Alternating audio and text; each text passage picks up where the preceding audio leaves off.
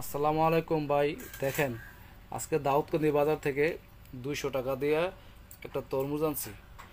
অবস্থাটা দেখেন, এই যে ভিতরে ইঞ্জেকশন দিছে, পার্থক্যটা বোঝা যায়। দেখছেন কিভাবে ইঞ্জেকশন দিছে? এই হলো অবস্থা। আর এই দেখেন, স্পষ্ট বোঝা যায় ইঞ্জেকশনের কেমিক্যাল দেওয়া। ভাই, তরমুজের ভিতরে এই অবস্থা কিভাবে আমরা বুঝবো ভাই? এই যে এরকম অবস্থা হইতেছে। পুরো তরমুজটা পুরো তরমুজটা এই দেখেন, আমি কাইটা নিচ্ছি। পুরো তরমুজটার একই অবস্থা, এই দৃশ্য খাওয়া যায় না ভাই। আমরা মূলত কিভাবে প্রতারণার শিকার হইতেছি দেখেন, তরমুজের ভিতরে কিভাবে ইঞ্জেকশন দিছে। এই দেখছে, ইঞ্জেকশন দিয়ে তরমুজের এই অবস্থা বানাইতেছে। আরেকটা বিষয় দেখাচ্ছি আপনাদেরকে। এই দেখেন তরমুজের এইলো, এই যেভাবে যে ইঞ্জেকশনটা দেওয়া হয়েছে, এইগুলো পুরো রং দিয়া লাল পানি। এই যে লাল পানির যে অবস্থা।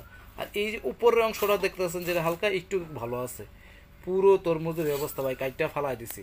এখন আপনাদের কাছে প্রশ্ন, যে আমরা কি খাচ্ছি তরমুজের নামে? এই যে দেখেন তরমুজের অবস্থা দেখছেন। এই দেখেন, টিপ দিলে ভাই, এবার টিপ দিলে ভিতরে চলে যাইতেছে। তরমুজের অবস্থা দেখেন কি অবস্থা। এখন এই বিচারটা আমি কার কাছে দেবো ভাই? আমার একটু দেখেন। এই দেখেন কি অবস্থা। আপনারা একটু ভাই সতর্ক থাকবেন, তরমুজের নামে আসলে আমরা কি খাচ্ছি। আসসালামু আলাইকুম।